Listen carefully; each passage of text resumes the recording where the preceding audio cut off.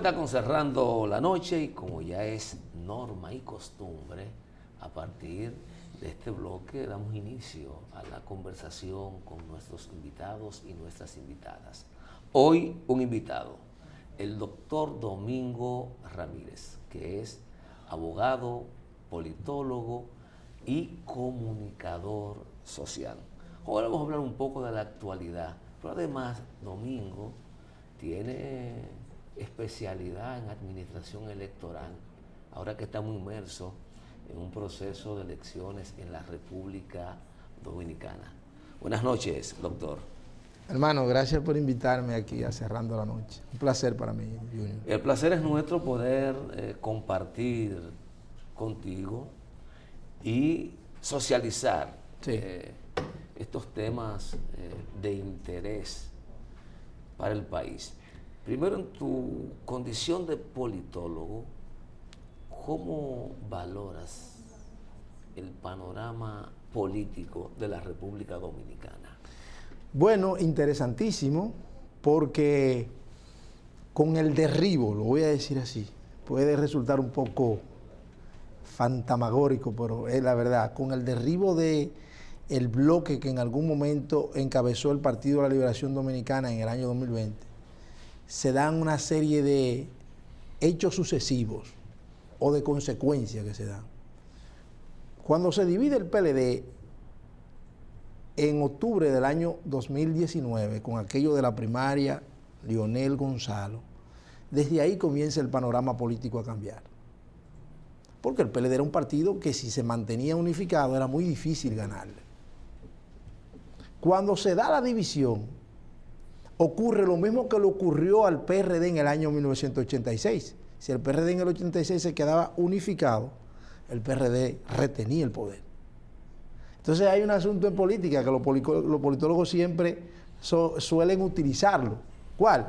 Si un partido está en el gobierno y se divide, es prácticamente imposible que mantenga el gobierno.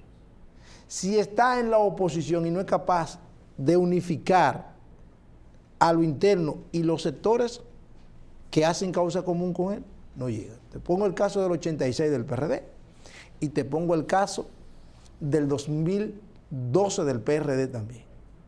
Ese problema interno, Miguel Hipólito no fue capaz de conducirlo a ellos al gobierno. Y en el 86, Jacobo debió ser presidente de la República y no lo fue, producto de la división interna. Lo mismo le ocurrió al PLD. El PLD era un partido que se mantenía lavando sus trapos a lo interno, como dicen. Sin embargo, cuando empezaron esa lucha intestina, esos problemas internos en el año 2019, el PLD sale del poder. Entonces, cuando sale el PLD del poder, el panorama cambia totalmente. Pero no solamente cambia hacia lo interno del PLD como partido, digamos, que había mantenido el control por 16 años corridos, sino también hacia afuera, porque luego de ahí salen una serie de elementos. Sale la Fuerza del Pueblo, sale Generación de Servidores, porque ese muchacho es un dirigente del PLD también, sale Opción Democrática, y sale Justicia Social. Fíjate todo lo que ha salido del año 2019 para acá, del PLD. Así es. Del PLD, o sea, de ese partido que se mantenía monolíticamente unificado y eso le daba victorias electorales a nivel municipal, a nivel congresual y a nivel presidencial, ni se diga. Cuando se dequebraja, cuando se rompe, cuando se despelleja, como decimos en el campo, cuando se descricaja, para ponerlo en términos llanos, cuando se desguañanga, entonces sale del gobierno, se divide y pierde. Entonces el PRM aprovechó esa oportunidad con la sociedad civil, con una serie de elementos que se dieron a favor del PRM, porque no era un partido que estaba lo suficientemente sólido en ese momento como para ganarle el PLD si se mantenía unificado. Pero el PRM es el resultado de un proceso de acumulación, la victoria me refiero. ¿La victoria tú dices de ahora? Del 20. Del 20. Es resultado de un proceso de acumulación, es el resultado también una serie de del eventos. Proceso de división, pero sobre todo, quizás aquí tú difieras conmigo, es el resultado del mal manejo que le dio el PLD al fracaso de las elecciones de febrero del 2020. Ese es un cheque que lo cobró enterito el PLD.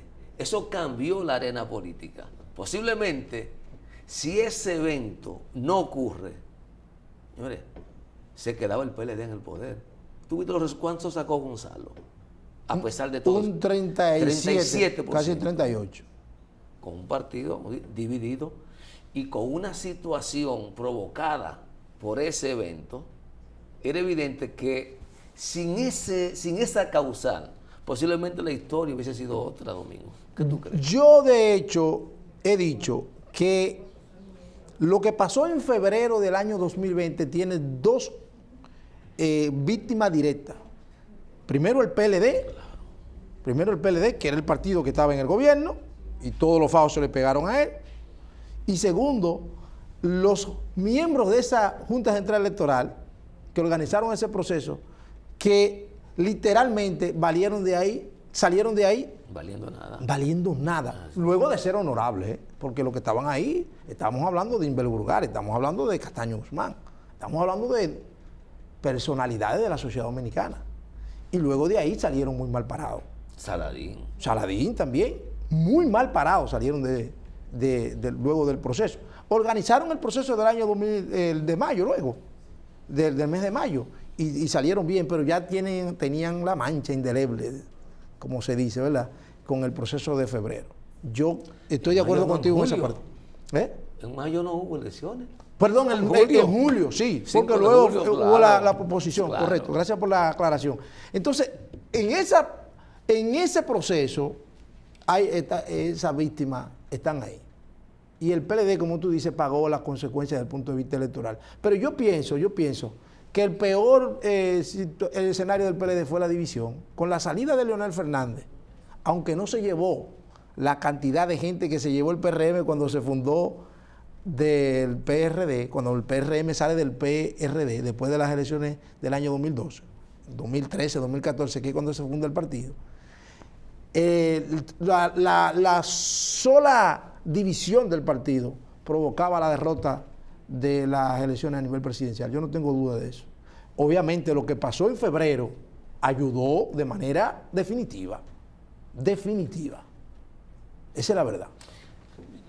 Está aportando unos elementos que uno pasa muchas veces desapercibido. Sí, y es el hecho de que de las 30 y tantos de organizaciones políticas que van a terciar por la nominación presidencial, realmente hay 4 nietos de Juan Bosch, que uno no se daba cuenta. Sí, yo caigo en cuenta ahora que tú lo mencionas, pero es así. Sí. Generación de servidores. Claro, Carlos Peña. Carlos Peña viene del PLD. O un diputado del PLD, un hombre de las entrañas de Radamés Segura. Así es. Miembro del comité político del PLD.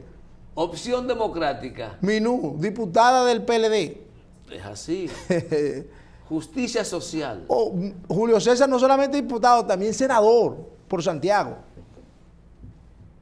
Y Leonel Fernández ni se diga. Son esos tres. Bueno, y Fuerza del Pueblo. Y Fuerza del Pueblo. Es que el partido se digregó. Mira lo que pasó con el PRD en el 86. Pierde el poder y luego nacen 2 partidos. El BIS y el PRI. Y el PRD. 3 partidos. Entonces tenemos 3 escenarios. Cuando va Peña Gómez y Jacobo a las elecciones, Jacobo saca 135,000 votos y Peña saca un 23 y tanto %. Ahí está la división. Balaguer ganó las elecciones con sus problemas, con el tema de voz, pero finalmente se juramentó como presidente de la República, que es lo que importa para fines de Banquipur, como dicen los tigres. ¿Qué papel juega el aspecto ideológico en este carnaval, en estas comparsas políticas de la República Dominicana? Porque aquí no hay partido con ideología. Eso no es como en España, que la derecha está definida, la izquierda está definida. Si tú hablas de Vox en España, tú hablas de la extrema derecha. Si tú hablas del PP, Partido Popular, tú hablas de la derecha. Si tú hablas del PSOE, tú hablas de lo contrario.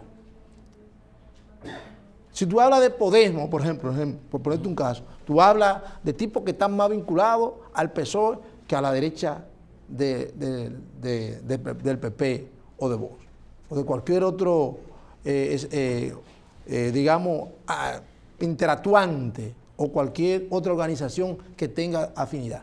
Aquí no. Fíjate que de todos los partidos que conformaban el bloque progresista, solamente el PLD no está hoy apoyando al Partido Revolucionario Moderno. No, y el PQDC. Bueno, y el PQDC y el BIS. Recordemos que yo estoy hablando... ¿Cómo se llama? Y el PDI. Bueno, pero el PDI perdió la... me parece que perdió la personería. Lo tiene. Ellos lo retomaron después, pero ellos por el tema en las elecciones ellos la perdieron. Ellos la retomaron luego porque la misma ley te da la facultad de tú poder reencauzarte, jurídicamente hablando, y volver a participar como organización política.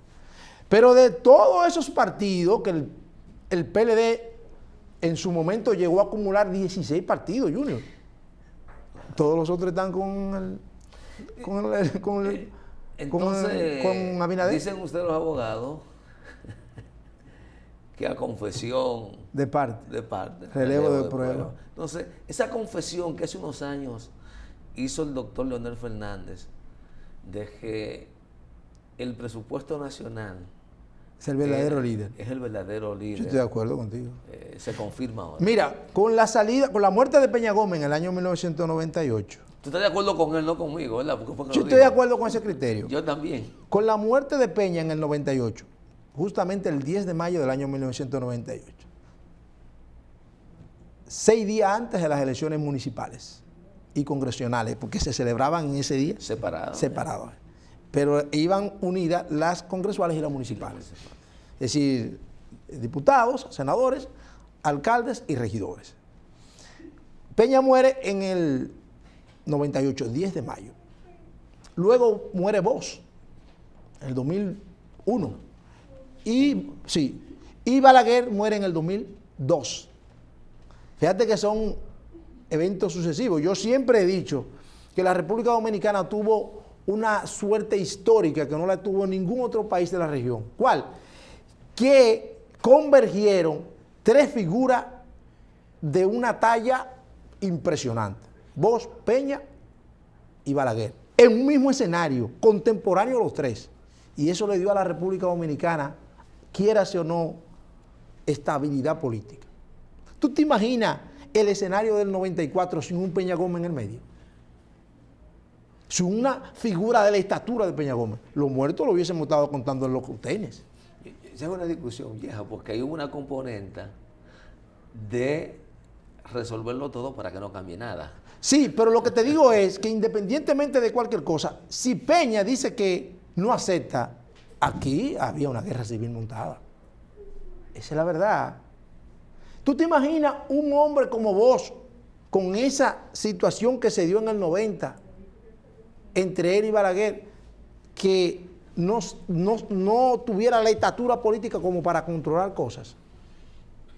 Lo que yo te quiero dejar dicho es, esas 3 figuras le dieron estabilidad al sistema, mucha estabilidad. Entonces lo que te quiero decir es que luego de la salida de ellos 3 del escenario político dominicano, en un terreno de 4 años, del 98 al 2002, aquí se pierde todo tipo de arrastre político, de ideológico o de penetración de base. Tú sabes, hace unos días yo comentaba de los ciclos que se cierran y se abren, pero también de los ciclos que se abren y nos encargamos de cerrarlo haciéndolo abortar. Yo creo que en el 90 hubo 3 momentos de ruptura de ciclo, que esos 3 líderes se encargaron de recomponerlo. De recomponerlo. Y el último de los 90 fue el 96. Una apertura, llega el PLD al poder. Y el PLD, de ser un partido, en principio, con una filosofía de liberación, se convirtió en un partido conservador desde el poder. Pero ultranza. Y su presidente, que había tenido posiciones interesantes antineoliberal, fue quien profundizó, desde mi humilde punto de vista, las políticas liberales. Neoliberales en la República Dominicana. Correctamente.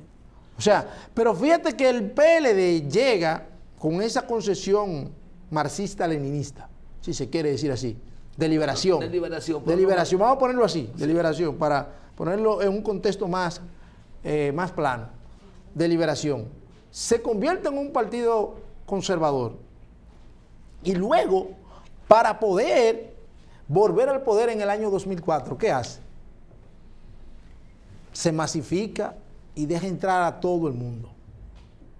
Porque no era posible volver al poder con ese cuadro cerrado. No era posible. Ellos llegan con el apoyo de Balaguer en el 96. Y cuando regresan en el 2004, ya ellos abren ese partido. Pero coincidencialmente, mientras ocurría el proceso de ausencia de ideología, sí, también surgió o se afianzó el concepto de partidos corporaciones económicas. Aquí hay dos tipos de partidos, los partidos corporaciones económicas y los partidos familiares. Aquí hay partidos que ya tienen muchos años, 30, 40, 50 años, que nunca han tenido un presidente diferente. Y hablan de democracia. ¿Cuál ha sido el presidente de la Fuerza Nacional Progresista? ¿Tú le conoces a otro que no sea Vincho? No. ¿Tú le conoces a otro Albiz que no sea José Fran? No. Bueno, si se muere. Moda pasó de ser, dejó de ser presidente este muchacho, Emilio, porque murió. Pues se murió. Porque se murió. O sea, son partidos, no solamente corporaciones, que actúan en función de los intereses de grupo a lo interno. Y a lo externo. Pero lo que te digo es que no hay una propuesta social. No, son carentes. Es un asunto solamente de clientela política. 30 y tantos de partidos. 34 y la mayoría, lo que tú dices, no tiene ningún programa, ninguna propuesta, ninguna ideología, nada. Esta interesante conversación con el doctor Domingo Ramírez. Estamos pasando revista un poco al comportamiento. Al comportamiento politológico. Sí, político, diverso, desde las individualidades hasta las instituciones políticas. Sí. Vamos más a la actualidad, ajá, aunque no hemos salido de ella. Dentro de 2 meses sí, habrán elecciones en la República. 19 de mayo. El 19 de mayo. El tercer domingo del mes de mayo. Serán las elecciones presidenciales y congresuales del país. Hemos observado, y ya diste una panorámica, un repunte importante del partido de gobierno, sí, que no es solo porque lo dicen las encuestas.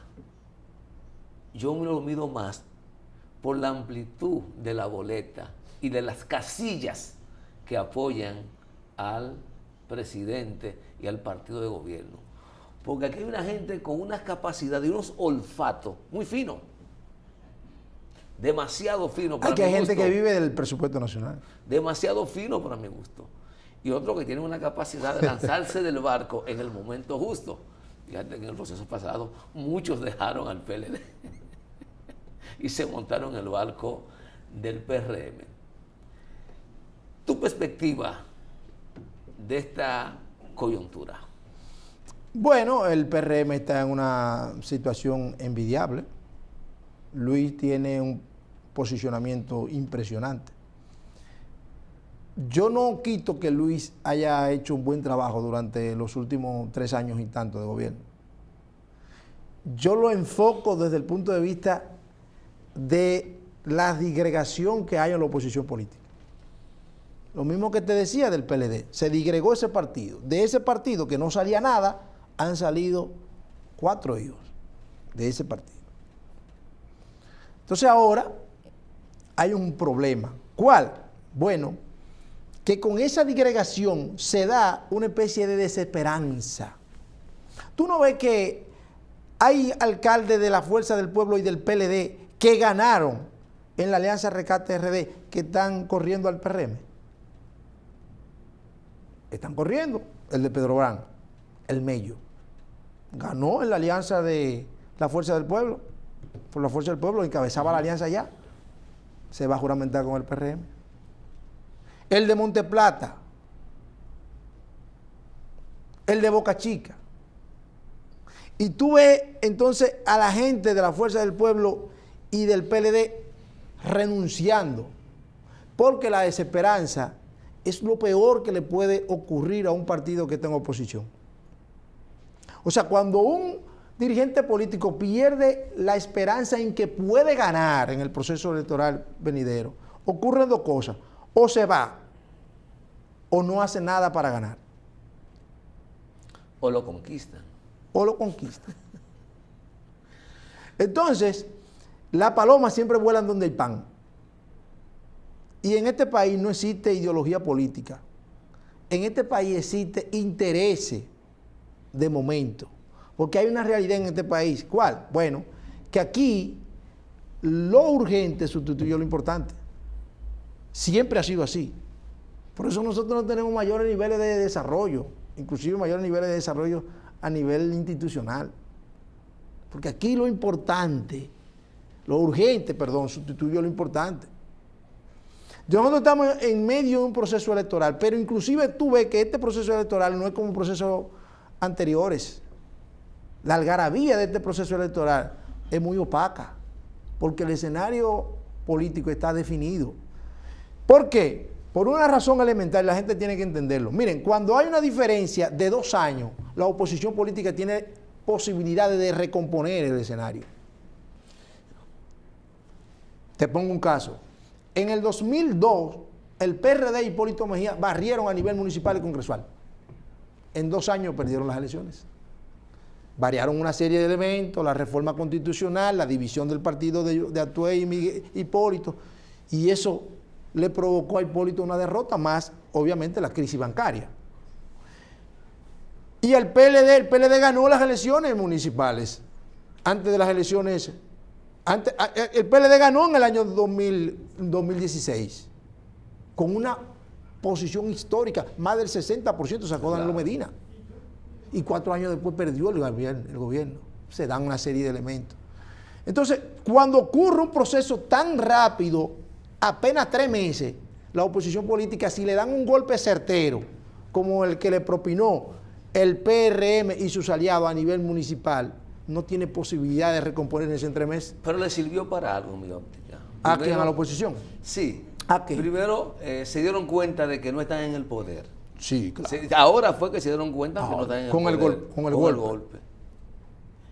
Y yo entiendo que el doctor Leonel Fernández todavía no se recupera del golpe de Juan Dolio del 2015. Tú dices con la reforma constitucional. Claro. Era un pupilo impuesto a ganar. A partir de eso ha perdido todo. Todo lo ha perdido. Todo. Ha perdido hasta el encanto, Leonel. Bueno, y a veces parecería que la perspectiva por las cosas que dice. Mira, te voy a decir una cosa, Junior. Es bueno que la gente de tu programa lo sepa. Hay una desgracia en los líderes latinoamericanos, y es que no suelen retirarse. Hay que retirarlo. Oscar Arias en un momento marcaba 85%. Presidente de Costa Rica, Premio Nobel de la Paz. Y marcaba un 85%. Y yo, no, yo no voy a eso. Una tarea fundamental del líder es hacer que crezca nuevo liderazgo. Además, hay que saber cuándo retirarse. Pues, yo creo que has usado una palabra que le queda grande a muchos dirigentes. Aquí hay una ausencia de liderazgo. ¿Cuál es el líder político de la República Dominicana? En este momento no. No hay. En este momento no hay. No hay líder Yo te político. dije que cuando cuando desaparecen esos 3 tipos, en ese espacio de 4 años, el país se queda ausente de liderazgo. Y ha asumido un rol preponderante el presupuesto nacional Claro. como figura emergente del liderazgo. Sí, como, digamos, como repartidor. El que administra. Quien administra esos fondos del presupuesto nacional se agencia mayores adeptos, mayores apoyos. Esa es la verdad. Es así. Domingo, hay un tema, pero creo que me están haciendo señas ya los jóvenes, Sí. que no sé si nos dará tiempo de verlo. En tu condición también de experto en administración de procesos electorales. Hablaste de las elecciones separadas, Sí. que le da oxígeno a la oposición. Sí, así es. Pero acaba de pasar un proceso electoral y ya hay toda una estrategia para ponerle la mano a la Constitución para volver a la posición anterior. Ya dimos el primer paso, ya no es cada 2 años, ahora es con 3 meses, de diferencia. 4 meses de diferencia. Ese comportamiento errático sin permitir que maduren los procesos en las instituciones políticas nuestras, ¿cómo tú lo evalúas? Bueno, eso es parte de la cultura del pueblo dominicano y de la cultura de quienes nos dirigen. Sobre todo de ellos. Aquí en la República Dominicana se han hecho 39 reformas constitucionales. Porque solamente tenemos una constitución. La gente cree que tenemos varias constituciones. Tenemos una sola constitución, que es la del año 1844, que se ha reformado 39 ocasiones. Sí. Y de todas las reformas que se han hecho, a excepción de la de 1963 y la de 1858, la Constitución de Moca, todas las demás han sido por temas de reelección presidencial. Todas. Yo particularmente entiendo que el presidente de la República tiene la oportunidad de hacer un gobierno excelente, continuar lo que ha venido haciendo, las transformaciones y demás, y en un segundo mandato seguir profundizando su gobierno. Pero ¿deben unificarse las elecciones? No, yo no creo que deben unificarse las elecciones. Yo no lo veo así. Yo creo que vamos a tener que hacer un programa. Una segunda edición, una segunda parte. Para hablar de la posibilidad de unificar las elecciones, para que nos ayude a entender un poco la administración electoral, el método Hon, qué es lo que pasa, la inconformidad de qué tan compatible es el método Hon con el voto preferencial. El voto preferencial, sí. Todo eso va a ser agenda para una próxima entrega. Cuando tú quieras, y agradezco enormemente la gentileza de tu invitación. Bueno, te agradecemos, Domingo. Las puertas de Cerrando la Noche estarán siempre abiertas para ti. Muchísimas gracias. A ustedes, gracias por habernos permitido llegar a sus hogares. Mañana nos reencontramos en una nueva entrega de Cerrando la Noche.